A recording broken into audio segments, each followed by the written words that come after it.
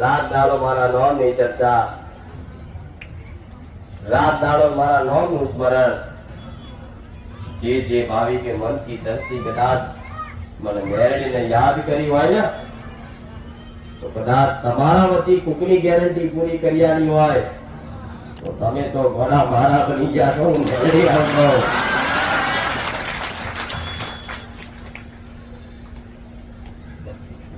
જગત નો હું મેળવીએ છું.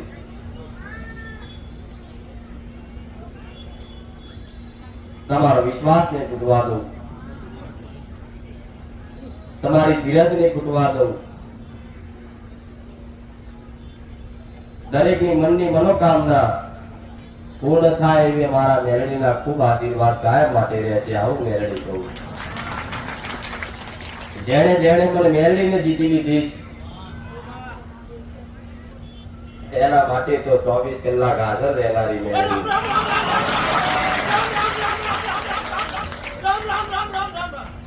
રસ્તે જતા દુનિયામાં હરતા ફરતા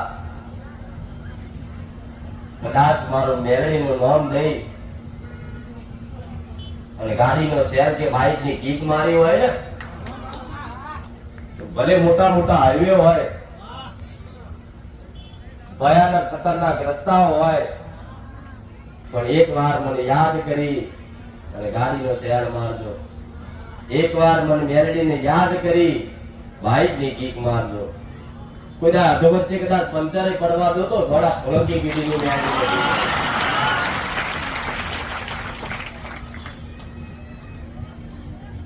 અને કદાચ એ રસ્તે જતા, એ પંથે માર્ગે જતા વચ્ચે કોટો કે ખીલી આવી ગયો હોય, તો કદાચ તમારી બાઇક ને પંચર પડી જાય,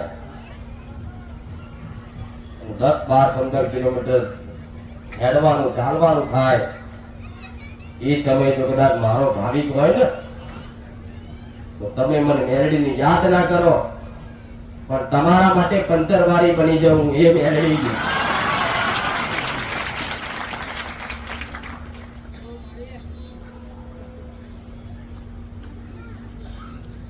ડગલે ને પગલે નાની નાની બાબતે દરેકની સંભાળ રાખનારી માતા.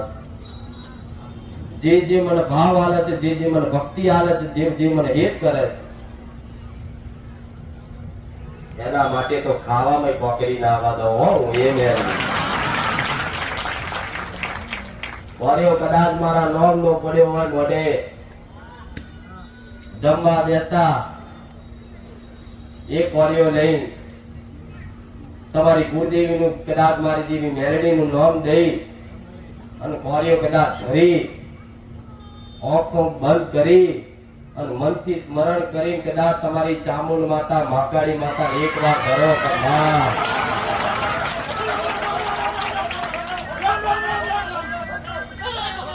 બીજો કોરિયો લઈ મનથી સ્મરણ કરો તમારી ચડવ માતા, મારા જેવી ઉગતાની મેરડી.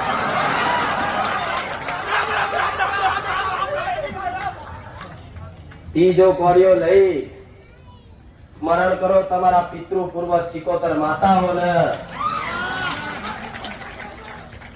અને ચોથો કોરિયો લઈ ભગવાન જેની તમે ભક્તિ કરતા હોય, જે ભગવાનને તમે માનતા હોય, ચાહે રામ હોય, હનુમાનજી હોય, ચાહે કૃષ્ણ હોય, ચાહે શંકર હોય, એ ચોથો કોરિયો કદાચ ધરી તમારા ભગવાનને સ્મરણ કરી અને 5મો કોરિયો કદાચ તમે મોઢે ઉતારો ને તો 4 ધામની યાત્રા કરાવી.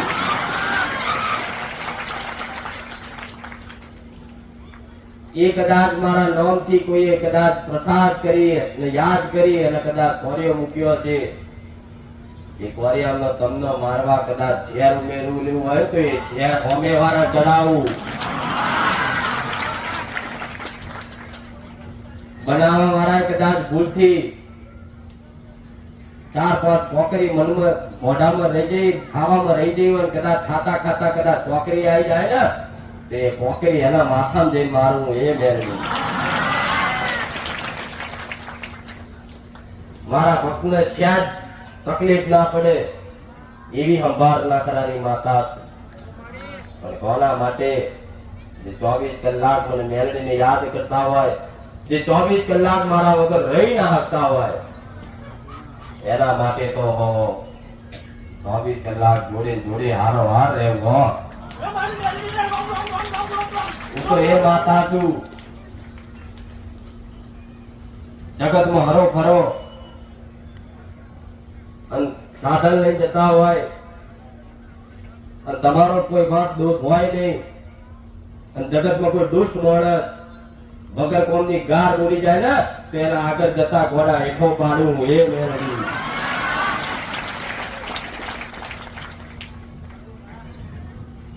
તમે ઈમાનદાર તમારી માતાના નામથી રહેતા હોય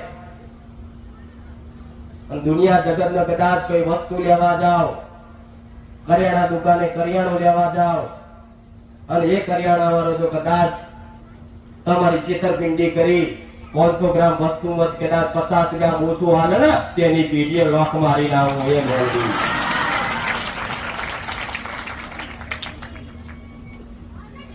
આવું ડગલે ને પગલે કદાચ દરેક દીકરાઓના દરેક મારા ભક્તની સંભાળ રાખતી હોય તો ચિંતા શેની રાખો, ડર શેનો રાખો? તમે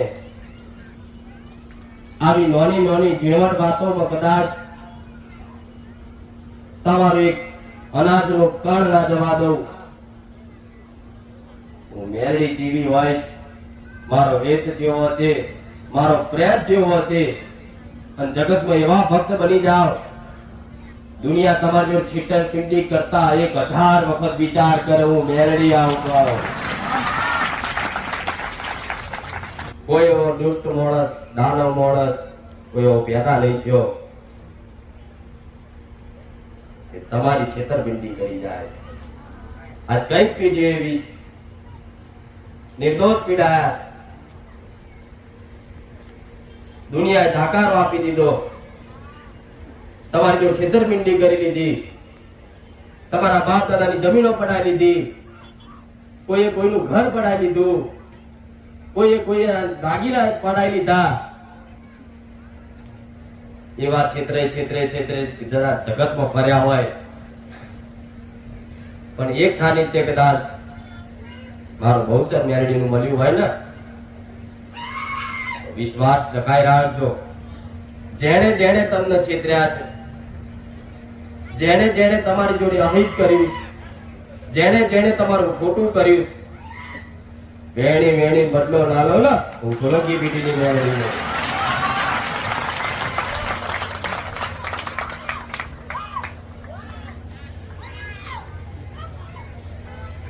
બદલાની ભાવના હું મેળવી ના રાખું, પણ તમારી જોડે અન્યાય થયો હોય ને તો ન્યાયમાં હું પહેલી મેળવી ઉભી રહું. કોઈએ મને જજ કીધી, કોઈએ હાઈકોર્ટ ની જજ કીધી, કોઈએ ન્યાયાધીશ કીધી.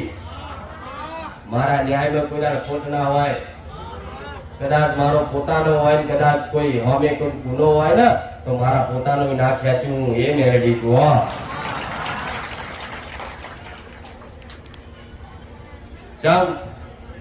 ક્યાંક કોઈ તમારી જોડે છેતરપિંડી કરશે, તમારું ઘર જમીન પડાવી લેશે, તમારા હકનું લઈ લેશે તો તમે પોલીસ સ્ટેશન કેસ કરવા જશો. કેસ કરવા જશો તો કદાચ પોલીસ સ્ટેશનમાં કેસ નોંધાશે, એથી હાઈકોર્ટ ઉપર જશે, કોર્ટમાં જશે અને છેલ્લે કદાચ એ વાતના ચુકાદા ના આવતા હોય, એ તમને સાચો તમારો ન્યાય ના મળતો હોય, તારે કદાચ મારા જેવી ન્યાયાધીશ મેરડીને એકવાર યાદ કરી લેતો હું મેરડી આવતો.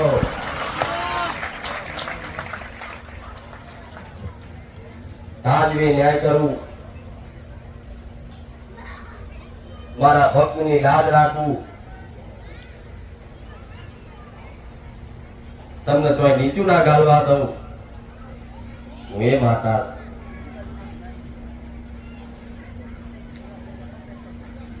તમારી પર કદાચ આવો કેસ હોય, આવો અન્યાય થયો હોય, કોર્ટ કચેરીના ધક્કા ખાતા હોય, છતાંય નિકાલ લાવતો હોય ને